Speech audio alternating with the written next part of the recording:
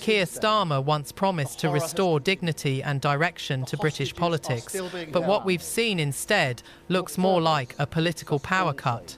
The man who vowed to lead with conviction now stands accused of leading with confusion. His words? Polished. His actions?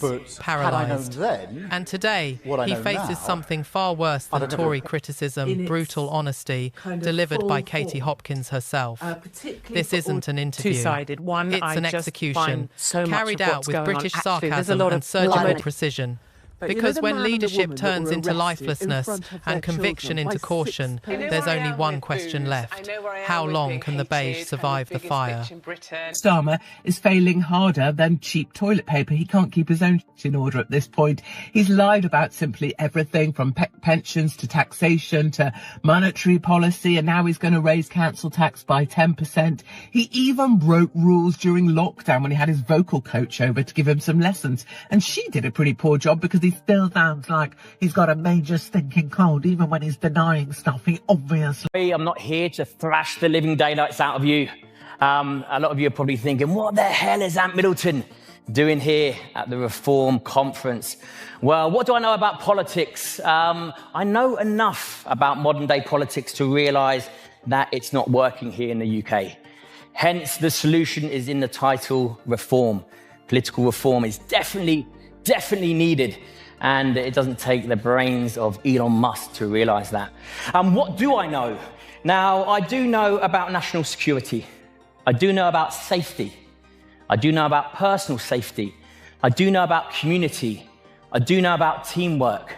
I do know about coming together. Remember when Keir Starmer promised to be the grown-up in the room? That image didn't last long.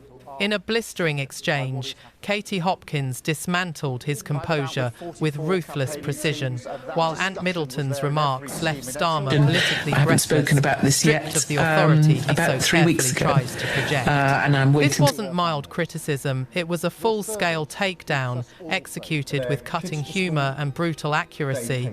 Starmer's indecision, scripted speeches and constant fence-sitting were all exposed under the spotlight.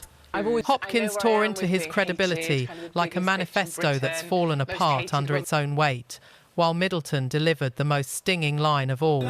Is this really your leader, or just a confused librarian wandering through a war zone? By the end, there was little left of the carefully managed image. Starmer didn't walk away from this unscathed politically. He didn't make it out at all. Keir Starmer now says he's the guy that's going to control our borders.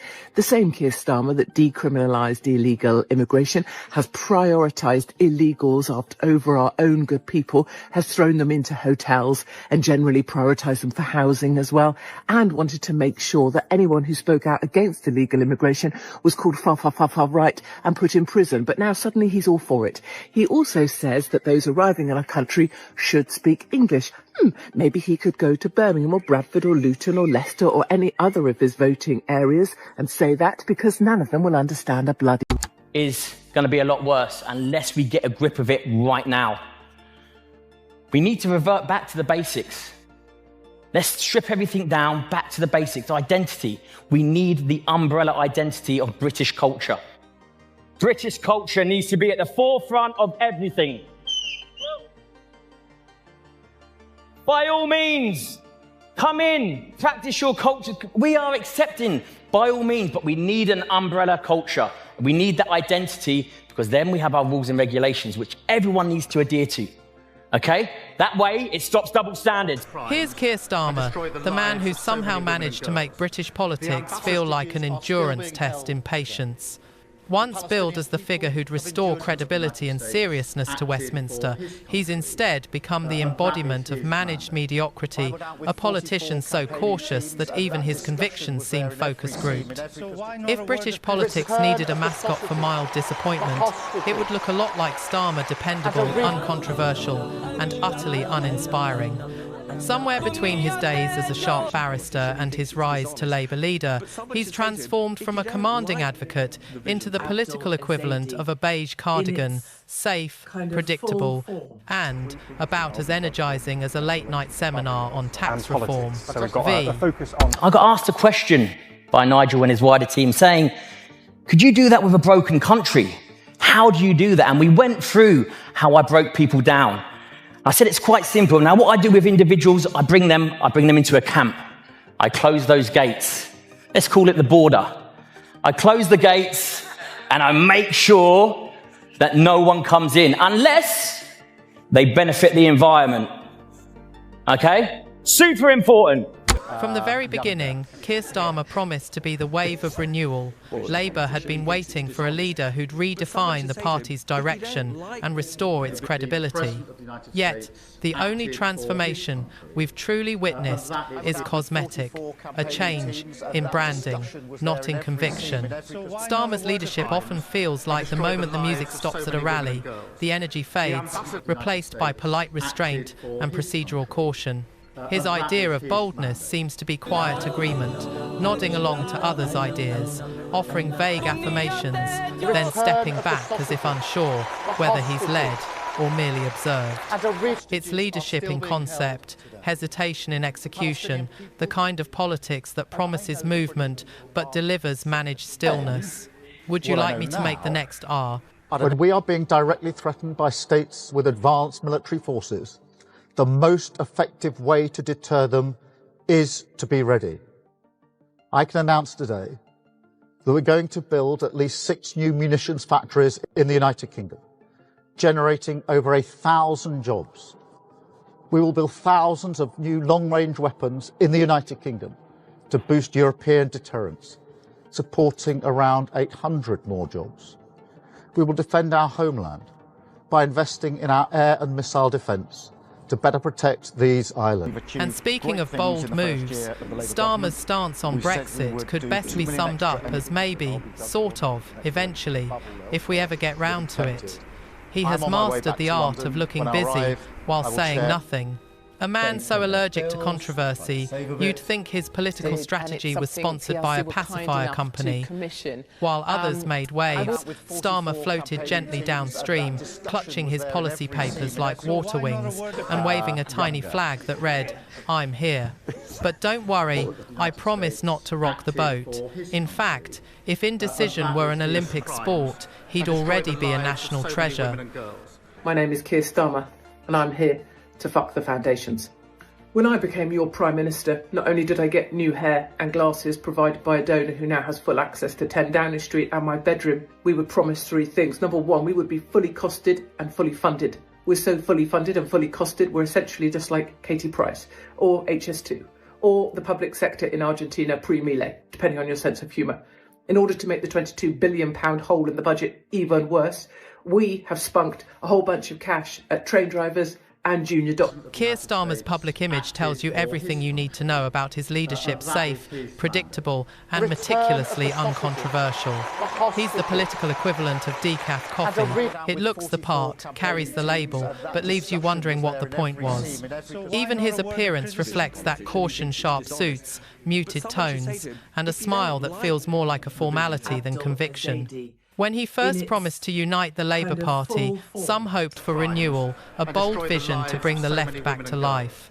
Instead, what emerged was less a movement and more a therapy session for MPs reminiscing about when Labour still stood for something. Starmer's leadership has become a study in hesitation, a masterclass in vague assurances, polite avoidance and strategic silence. In public, he performs a kind of political vanishing act. When accountability looms, he's suddenly elsewhere, a political Houdini who escapes not from handcuffs, but from hard questions. His media presence doesn't fill the vacuum either. While others dominate headlines through drama or scandal, Starmer's biggest splash tends to involve an unremarkable photo from a charity gala or a recycled slogan on social media. His digital persona, much like his politics, is technically there, but barely noticeable. And then, of course, there are the gaffes. For a man trained in the art of precision as a barrister, Starmer's missteps can be remarkable. Awkward, hesitant, and often ill-timed, his statements have the uncanny ability to deflate any momentum his party might have built. If British politics were a balloon, Keir Starmer would be the pin small, quiet, but capable of letting all the air out when it matters most. Here. My director of strategy, who's a right ginger, has said that I should explain our new policy on migration very simply. So before, we loved illegals. We couldn't get enough of illegals. Illegals, come, welcome. I helped bring them in. I put them in hotels. I also love a Rwandan. I love me a stubby Rwandan. In fact, I love all illegals because they are the ones that vote for. To be fair, Sir Keir Starmer deserves recognition for one thing, his exceptional ability to avoid a straight answer. If political sidestepping were an Olympic sport, he'd not only win gold, he'd probably request the medal ceremony be held quietly, out of sight, so no one could ask a follow-up question. When journalists press him on policy, what's your plan for the economy, for immigration, for the NHS? Starmer rarely delivers clarity. Instead, he drifts into vague anecdotes or platitudes about community spirit. It's not leadership through conviction, it's deflection by design, a kind of political judo, executed slowly and without any of the usual precision. Yet, despite this pattern, many within his party cling to him as a symbol of stability. But truthfully, he's less a lighthouse guiding the nation through the storm and more a reliable lamppost, functional, familiar, but hardly inspiring. Supporters still hope that one day he'll ignite, that some spark will transform him into the bold reformer Labour once promised. But so far, Starmer's tenure has been defined by restraint. His legacy, to this point, is a mountain of well-intentioned speeches, a near-pathological avoidance of controversy, and a leadership style that feels perpetually set to half speed. He's the bland porridge of British politics, served lukewarm, without flavour, to a country once energised by fiery debate and unapologetic conviction. There's a nostalgia now, even for the days when politicians at least fought passionately, even if they were entirely wrong. Starmer's approach is the opposite. His genius, if you can call it that, lies in observation, watching the pot boil over while carefully noting the steam. For a man who built his reputation in the courtroom, where wit and sharpness were once his tools of trade, he's brought surprisingly little drama into politics. In place of incisive argument, we get monotone reassurance, slow, dry and sedating. If British politics is theatre, Keir Starmer isn't the lead actor, he's the narrator who forgot his lines halfway through. We are on that edge where violence has hit the streets. We've all seen it. I don't need to mention what it is. We've all seen it. And it might not happen in your community, but it's happening the majority. You go outside of London, it's happening outside, even on the borders, even in London itself. You look at the knife crime. I know Anne mentioned it before. Knife crime, gun crime. Wow. Talk about that second layer of security, which is the community, non-existent. Do you know why? Because we've got a non-existent security on the borders. So what's it doing? It's filtering in right into the centre of our communities. And the man has the charisma of a damp sponge. Remember when the country was desperate for leadership in a crisis? Starr arrived like an understudy who forgot his lines, mumbling half-baked statements and leaving everyone wondering if he'd even read the script. While the world burned, he perfected the politics of "please don't notice me." His so-called decisive leadership is really just a masterclass in procrastination. If politics were chess, Starmer would be playing checkers and still losing because he can't decide which piece to move. Policy under him feels like waiting for a kettle to boil. It might happen today, maybe tomorrow, or maybe in the next election cycle. His tough stances flash by so quickly, you'd miss them if you blinked. At best, he's the politician equivalent of a safety net, there to stop a fall, but offering nothing beyond bland reassurance. Critics admit he's consistent, but consistent at what? Being underwhelming. Somehow he manages to combine overcautious dithering with evasiveness so unintentional it's almost comedic. Watching him answer a question is like watching a cat try to decide whether to jump off the couch or stay put. The pause drags on as if he's calling a psychic hotline for permission. And when he finally responds, it's with all the passion of someone reading the terms and conditions on a software update.